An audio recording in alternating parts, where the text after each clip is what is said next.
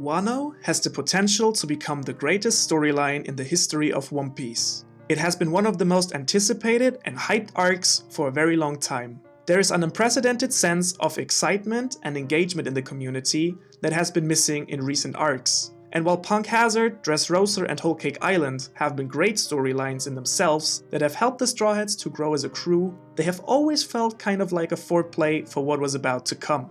The land of the samurai, the home of the Emperor Kaido. Oda has been teasing us with the existence of Wano for over 10 years. First mentioned by the Mad Surgeon Hawkback during the Thriller Bark arc as far back as 2007, it came into focus of the community again during Punk Hazard, where with Kinemon we met the second samurai from that mysterious island after the legendary Ryuma. Due to the alliance between the Straw Hat Pirates and Lost Heart Pirates with a plan to bring down Kaido, we were allowed to hope for a timely appearance of Wano in the story. Little did we know that Oda had different plans, and instead slowly kept building the hype over the next 5 years. Finally, after barely escaping the grasp of another Yonko, we arrive on the shores of Wano in the New World. Before our eyes, Oda paints us a picture of feudal Japan, a theme that we haven't found anywhere else in the story. What makes this even more impactful is Oda's pure genius when it comes to building the One Piece world. Having seen so many different places with the most fantastic and bizarre settings, we have finally arrived at a place where the story that keeps us yearning for more every single chapter meets the culture that fascinated us since we were little. Combining the Straw Hats' journey to fulfill their dreams with the historical culture of the home of manga and anime itself was bound to become something unique and special, even for the One Piece story. But the magic behind Wano cannot simply be explained by giving an island a traditional Japanese image. To create the excitement and intensity that the arc has brought to us so far, Oda used inspiration by Japanese history and lore in 3 distinct conceptual elements: its location, its people, and its plot. The country is not simply different, it is filled with mythical animals, landscapes, and architectural styles we have not seen anywhere else.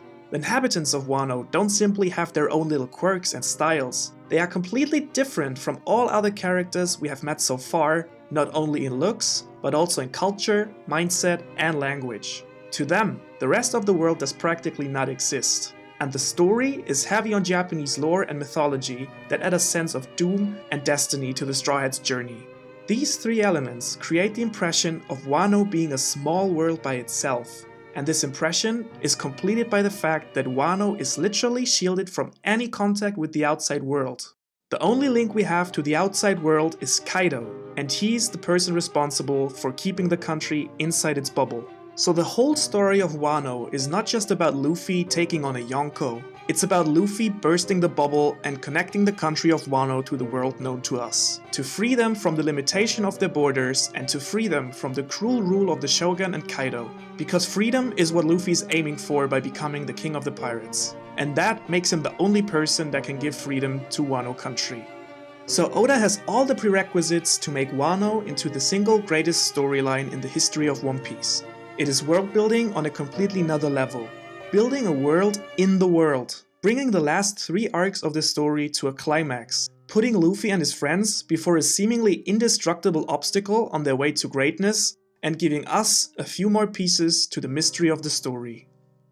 If you enjoyed this video, then please like and subscribe, and don't forget to share your thoughts in the comments below.